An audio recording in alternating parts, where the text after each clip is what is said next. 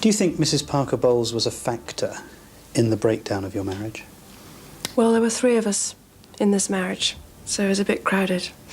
You think you know Princess Diana, the people's princess, the fairy tale bride, the most photographed woman in the world, the royal icon that an entire generation grew up loving. But what if everything you thought you knew about her final wishes is wrong? There was a £21 million estate, a will that was secretly altered in court, a trust fund the palace didn't want discussed, and a set of last wishes that, by the time lawyers were done, barely resembled what Diana actually wanted. This isn't tabloid speculation. This is documented, court-verified, real.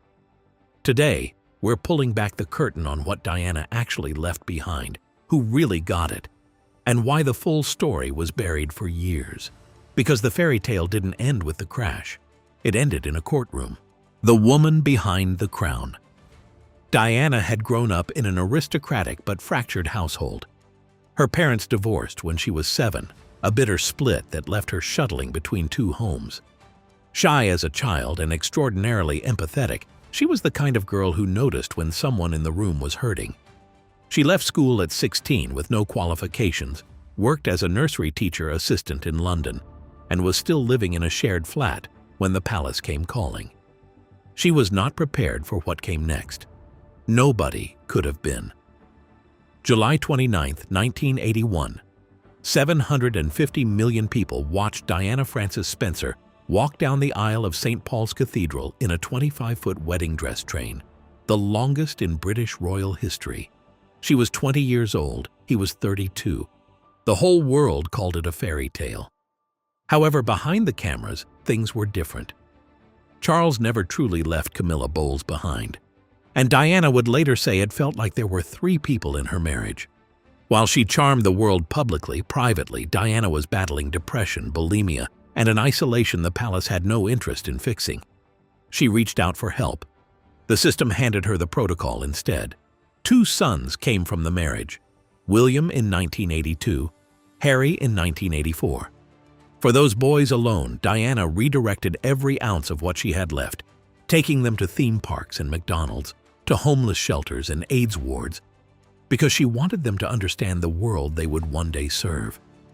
In 1993, 4 years before her death, she sat down and wrote her will. In 1996, the divorce was finalized. She lost her HRH title. She kept the settlement, roughly £17 million. And then it happened. August 31, 1997, Paris, a tunnel, and a crash that ended everything. Diana was 36 years old, but what she left behind in her will would shock the palace and change her legacy forever. The will and the arrangement. On paper, Diana's wishes were straightforward. Her estate, valued at approximately £21 million at the time of her death, would go to William and Harry in equal shares. Her jewelry and personal belongings would follow a letter of wishes. She wrote the day after signing the will, directing that 3/4 go to her sons and 1/4 be distributed among her 17 godchildren. And one condition was written clearly. Her sons would receive their inheritance at age 25. Simple, unambiguous, hers. What happened next was not. Shortly after Diana's death, her executors, her mother, Frances Shand Kidd, and her sister, Lady Sarah McCorquodale, went to probate court, quietly, without notifying the godchildren's families, without any public announcement. They requested a variance of the will, a legal mechanism to alter its terms. The court granted it. The age of inheritance was pushed from 25 to 30. The godchildren, rather than receiving 1/4 of Diana's personal property, each received a single item. Some described what they got as little more than a token gesture. The change was kept under wraps for years, only surfacing when an unrelated court case involving Diana's butler cracked the story open. What happened to £21 million? Here is what the estate actually looked like once the courts, the taxes, and the executors were finished with it. Diana left £21 million. Inheritance tax took approximately £8 million, nearly 40% straight to the government. What remained was roughly £13 million, split equally between William and Harry, held in trust. At 25, each prince began receiving interest from that trust. The full principal, locked until 30. There's also something most people don't talk about. Most of the money Diana received from Charles could actually be taken back by him after her death. If Charles had done this, only the money Diana inherited from her father, about £5 million, would have been taxed. The rest could have been kept separately and used for her sons without being affected by the estate tax. He was advised not to do it. He didn't. Whether that decision was oversight, legal caution, or something else entirely, nobody has ever said clearly. William received his full inheritance in 2012 when he turned 30. By then, the trust, with interest and investment growth, had grown to approximately £10 million. Harry received the same in 2014 on his 30th birthday. Harry later told Oprah Winfrey simply and directly, "I have what my mum left me, and without that, we would not have been able to do this," referring to his move to California, his exit from royal duties, his entire new life. Diana's money didn't just pass down a generation. It bought her son his freedom. But money wasn't the only thing that Diana left behind. What she really left behind.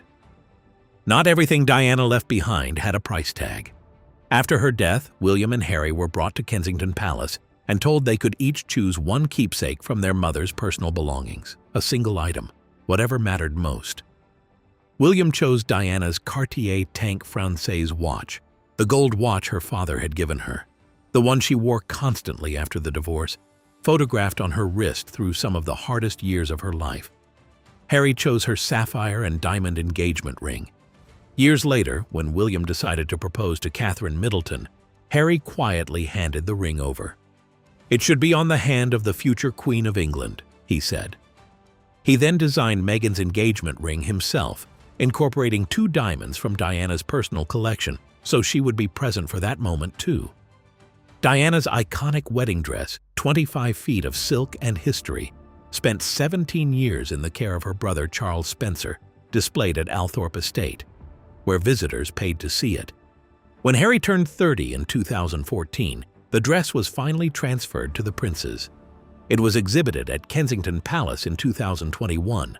Althorpe itself, the sprawling ancestral Spencer estate, where Diana grew up and where she is buried on a private island, will never belong to William or Harry. An ancient rule of inheritance dictates that it passes to the first male heir of the current Earl Spencer. Diana's nephew, Louis Spencer, will inherit it one day. Her sons can visit the island where she rests. That is all they will ever own of the place she called home. So who was it that got everything? The truth. The estate went to the 2 sons equally. The godchildren got tokens. The palace got its silence. The answer, if you sit with the whole story, is less about legal documents and more about what actually survived. William got security, a trust fund, a future throne, a path already paved by birthright. For him, Diana's inheritance was one layer of a life already structurally supported by the monarchy. The one person who got everything is Harry.